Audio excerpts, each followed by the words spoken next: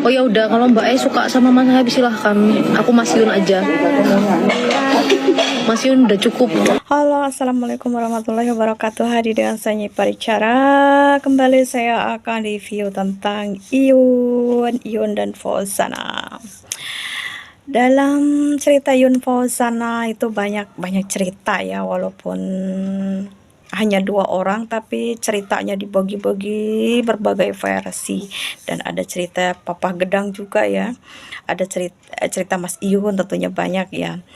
Terus cerita apa namanya, Sobat Ngarit, Iyun followers dan sebagainya. Dan di sini saya mau mengisahkan tentang Papa Gedang ya. Papa Gedang itu kalau diambil kata singkatnya Papa ada pelapah, Gedang adalah pisang. Ada apa dengan Papa Gedang? Tapi ada juga versi lain yaitu Papa Gedang. Papa ya papa, ayah gitu ya.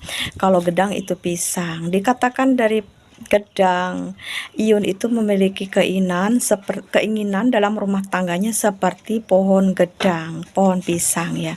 Pohon pisang itu hanya berbuah 1 kali, dan Iyun juga ingin rumah tangganya hanya 1 kali saja ya, pernikahannya hanya 1 kali, tidak bisa lebih.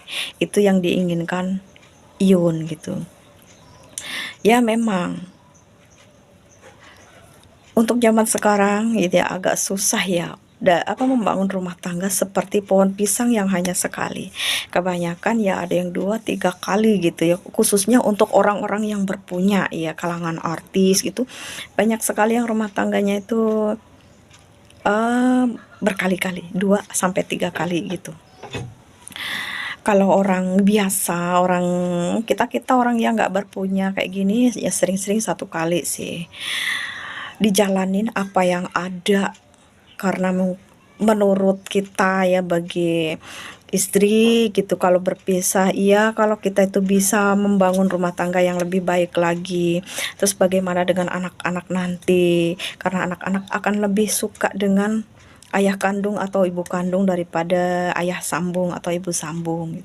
Terus belum lagi tentang nafkah. Mungkin kalau orang seperti saya kan mencari sendiri itu bisa dibilang sulit ya. Jadi kalau nanti sendiri gitu, berpisah, apakah bisa cari nafkah untuk anak-anaknya kayak gitu. Jadi berpikir untuk bertahan, dan laki-laki pun begitu ya. Laki-laki itu berpikir kalau nanti pisah ya, nanti otomatis punya keluarga baru. Iya, kalau bisa lebih baik. Kalau masih seperti ini atau bahkan lebih buruk begitu umpamanya ya, dalam keluarga itu banyak sekali problema gitu. Akhirnya memilih untuk bertahan gitu kan. Terus belum lagi biaya nikah lagi nanti seumpama gitu kan, berpisah terus punya calon lagi, menikah lagi, itu biaya lagi gitu. Jadi memilih untuk bertahan, memperbaiki keluarga untuk lebih baik gitu kan, dipertahanin. Jadi kalau orang yang tak berpunya, kebanyakan menurut saya itu bertahan 1 kali menikah gitu ya, terkecuali meninggal salah satu pasangan ya. Kemudian yang saya lihat gitu, untuk kalangan orang atas itu cenderung rasa sakit itu lebih tinggi daripada orang yang rendah begini, orang nggak berpunya seperti saya gitu. Kalau orang nggak berpunya itu masalah dalam keluarga itu sering terjadi karena ekonomi, mungkin begitu ya. Tapi kalau kalangan atas biasanya rasa sakit itu hadir dari orang ketiga atau ya begitulah. Kalau untuk harta memang nggak kekurangan, tapi untuk masalah hati yang biasanya sering kali terjadi dari sebuah perpisahan.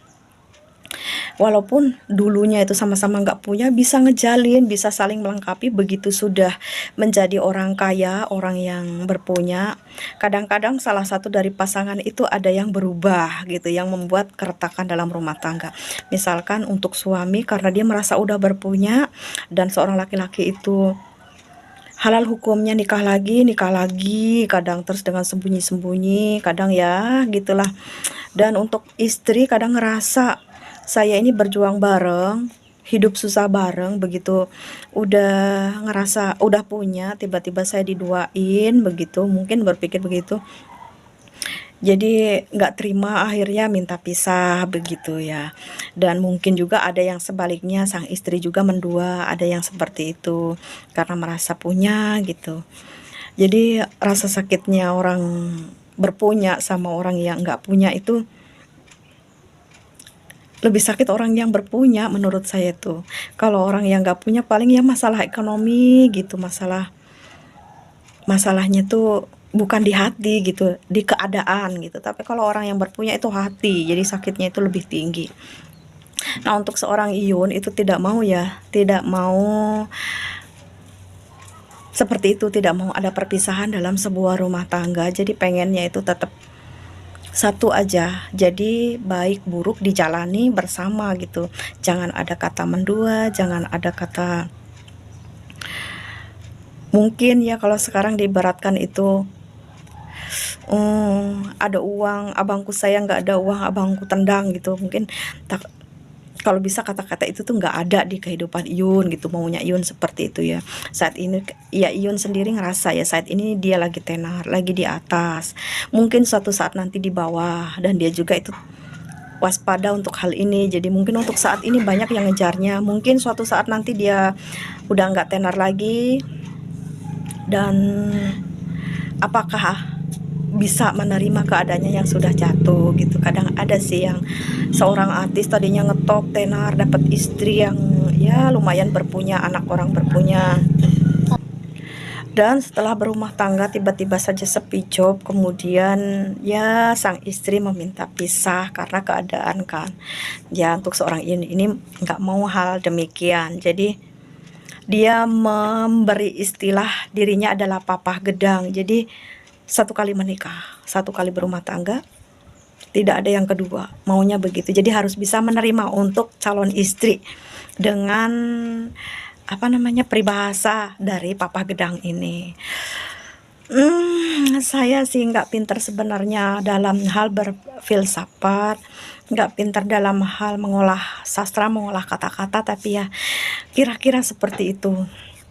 Seorang Iyun ini ingin seperti gedang, pohon gedang atau papa gedang ya, satu kali menikah. Dan untuk Bunda Fauzana, kalau memang benar-benar bisa berjodoh harus bisa menerima ini gitu ya. Tentunya harus untuk seorang Bunda Fauzana juga harus bisa menerima kalau suatu saat nanti Mas Iyun udah nggak di atas lagi seperti itu.